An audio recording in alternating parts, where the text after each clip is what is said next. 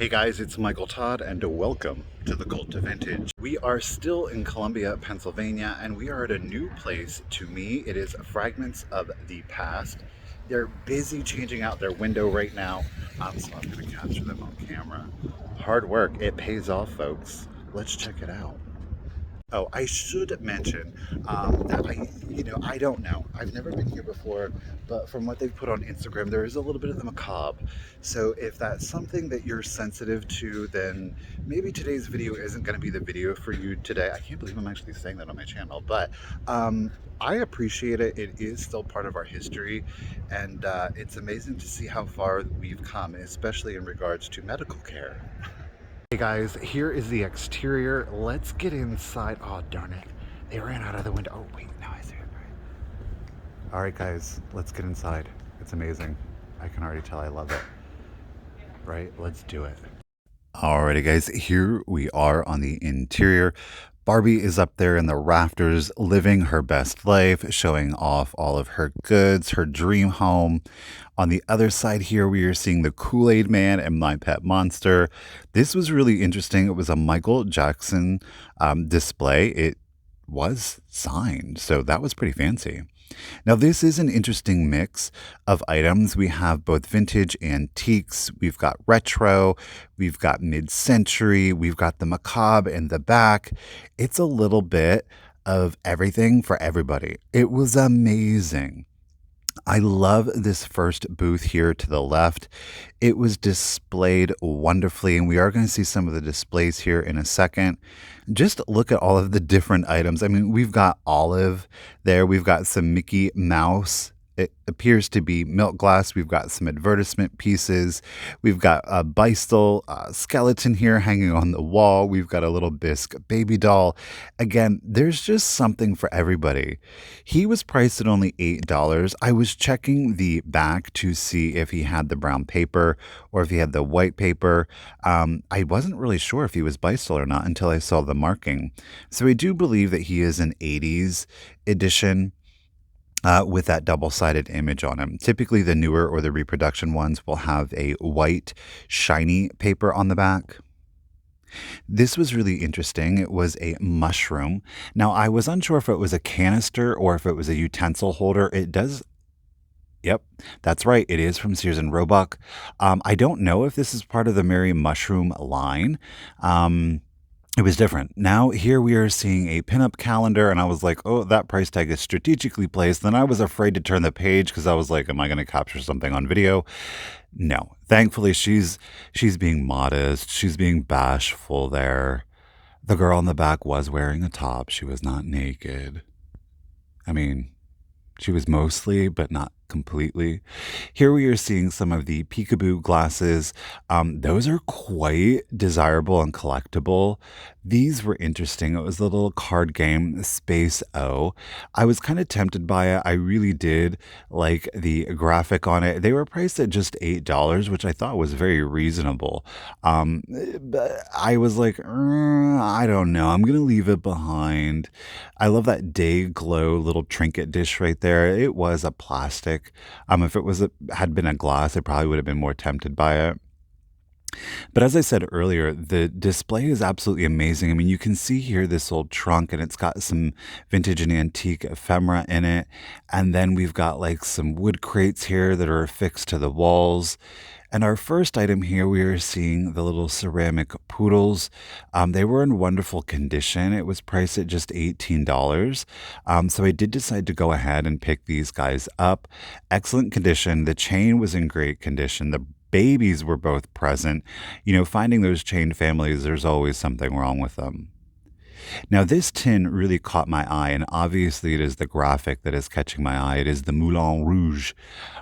It did appear to be missing its little top there. The metal piece was still present that would have attached the handle to it. I was curious to see how much it was. It was $50, so I did decide to go ahead and leave it behind. I think that's very fair, especially given the subject matter. And again, you are seeing a briefcase there that is attached to the wall to form a shelf, which I thought was, again, very clever. A lot of time and thought was put into the displays.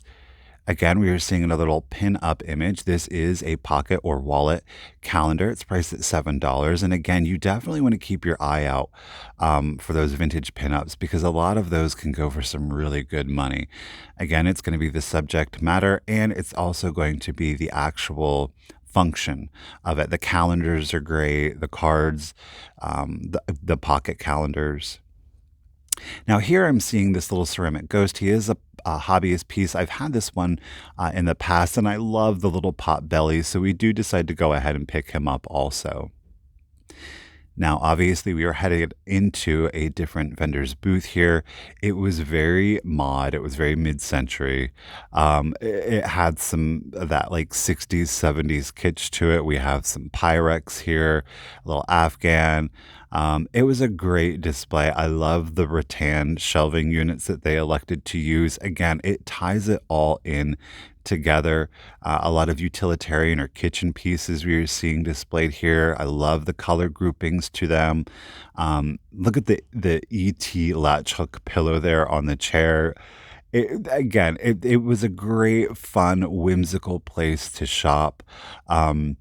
I really do think that there is something here for everybody, regardless if you're into the vintage, the antiques, you like the toys, maybe you like, again, as I said earlier, a little macabre. There's something here for everybody. Now, I was checking out those little dolls, but more specifically, the Apple canister. It was a PY. There didn't appear to be a price on it, so I thought, oh, well, maybe they're just using it as a display. Here, of course, we're seeing this blue shelving unit, and the thing that did catch my eye was this little wooden dog here. It's Whitcraft wood. These things are quite desirable and collectible. He was priced accordingly, so I did leave him behind. This, of course, is making my 80s childhood heart just sing. Masters of the Universe here we are seeing all kinds of figurines, and in the back I am seeing some Thundercats, and specifically I am seeing Panthro. He was the only Thundercat that I was missing, so I do decide to go ahead and get him. You can kind of see him there in the back. He is gray. I was really hemming and hawing because there was a couple of them that I was like, do I have them? Do I not? And then I was like, no, Michael, control yourself, control yourself. But I couldn't help but capture it all on film. I know a lot of you in our last video from American Daydream really said that it brought back a lot of childhood memories or of being a parent of a child of the 80s. So I definitely did want to capture this again on film. Here, of course, we are seeing the Ghostbusters. Up next to them, we are seeing Super Friends here. The guy in the back with the very long neck, that is Plastic Man. He's a very rare figure, or I should say he is a very hard to find figure. He was priced at $135, I believe, which is the going rate. Small cabinet up on top. We were seeing some G.I. Joe. I see a Spike the Gremlin back there. And of course, what would any vintage toy collection be without Star Wars? And of course, we are seeing more of the strawberry shortcake. Here we have got the strawberry shortcake Big Berry Trolley, as well as some dolls that are still in their packaging, which is always fun to see. I think these are great because a lot of times the one in the packaging, they have a tendency to retain their smell a little bit better than those that have been taken out of their packaging. Though I will say after 40 years, a lot of them still have an odor to them. Now, we are finding some action figure or toy carrying cases. Obviously, the one that stood out the most to me was the Master of the Universe one. It does have some little plastic trays in here. It holds 8 figures. While I maybe have more than 8 figures, I thought, wow, this will be a good way to at least condense some of them. It was in amazing condition. So I did decide to go ahead and pick up the case also. Again, we are seeing a lot more of the toys. We're seeing some Care Bears there on the side. And one of my personal favorites, of course, are the Smurfs. Most of these, if I would want them, I already have them. But I'm very selective on the Smurfs. I mean, there's like a few hundred to collect. So, you really got to focus on what you like. Or if you want them all, I mean, hey, get them. We got a little lone strawberry shortcake here. Now you see her hand there where my finger is pointing.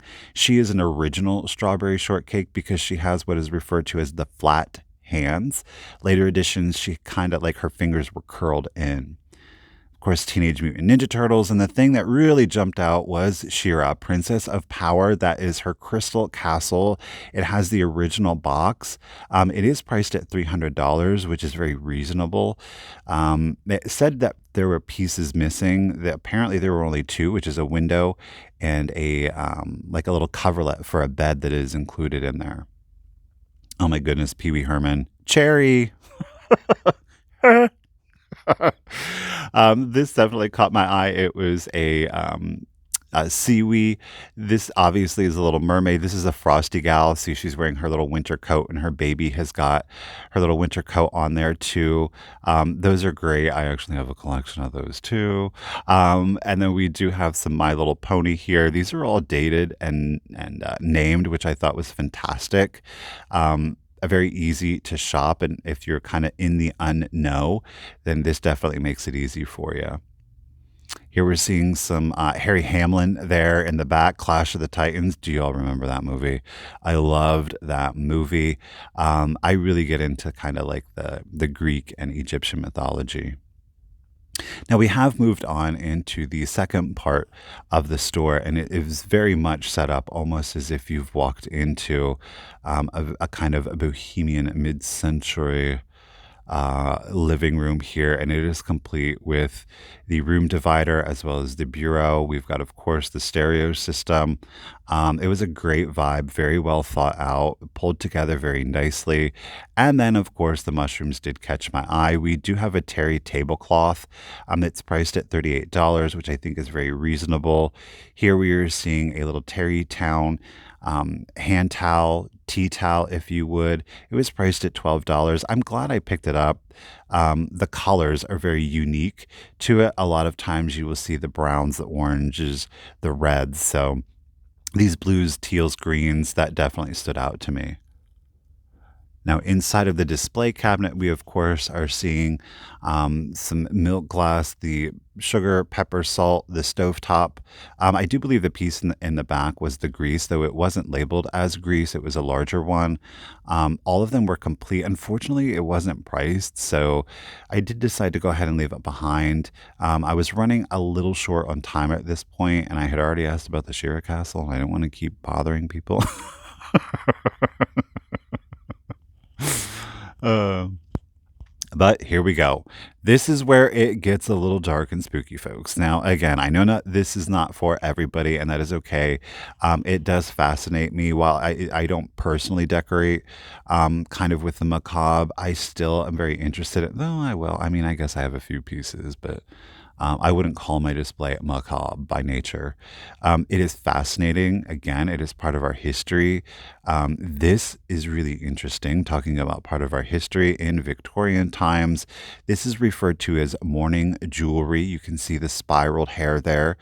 This, of course, would be hair clippings from loved ones or friends, family that had passed on, and they would be enclosed in a brooch, and you would wear them. And there is even some eyeballs there, some original glass eyes. Of course, we've got a little apothecary here, a little traveling apothecary. I don't know if the chemicals are original to it. I did not want to touch it and find out. I know that. This one was really interesting. Look at all of the bright colors. It almost looks like candy. Isn't that horrible? It is labeled, of course, as a drug kit. Who knows what kind of pains that could have cured. In the back, we, of course, are seeing the crucifix with the candles and holy water attached to it. This is, yes, in fact, it is a real human skeleton. Again, it was very interesting. I don't know if this is for sale or not. I do think that there are certain stipulations in regards to the sale or the ownership of a human skeleton. I could be wrong. I think that, of course, it has to be antique, and I don't know if it has to have provenance or not. But of course, with like a lot of the dark or the macabre, a lot of religious, specifically Catholic iconography is typically used. We do have prayer statues, and why not throw in a little Ouija with it, I guess. ah, Of course, we've got some what appear to be brass candelabras. They do appear to be, again, from a Catholic church. We've got some early medical the half of the human face there. This was interesting. This beautiful tooled leather binder there. This was kind of creepy. I'm not going to lie. This is a mortuary's cosmetic kit. So, I don't know. I, mm, yeah, we won't get into that conversation. we're we're going to try to keep it light and airy here while we're looking at a mortician's paint kit. Oh gosh. And of course, we do have some photography. Now, I don't focus too much on these. This is morning photography. Again, it was very popular in Victorian times to capture the image of those that have passed on. Of course, we've got some medical devices down below. But I got to tell you something, though. With the morning, and I know maybe many of you out there of a certain age, or if you are my age and your grandparents, it was not even uncommon for, I think, my grandparents' age to still take morning photography. So that actually it's not been too long that's kind of taboo now at this point. Now, I don't know if that guy is real. If he is, he's in phenomenal condition. We do, again, have more skeletons here in the cabinet, as well as some little elixir bottles. Very interesting. Again, another medical display of the human brain. You would find those in the doctor's office. This I found absolutely fascinating. Of course, we're seeing kind of like a devilish grin there, and it is labeled as gossip, and Satan came also. But you can also see, though, there are two women that are facing one another in an archway, and it kind of forms that devil grin, but it's their hats and their collars that really make that devil stand out, like they're gossiping.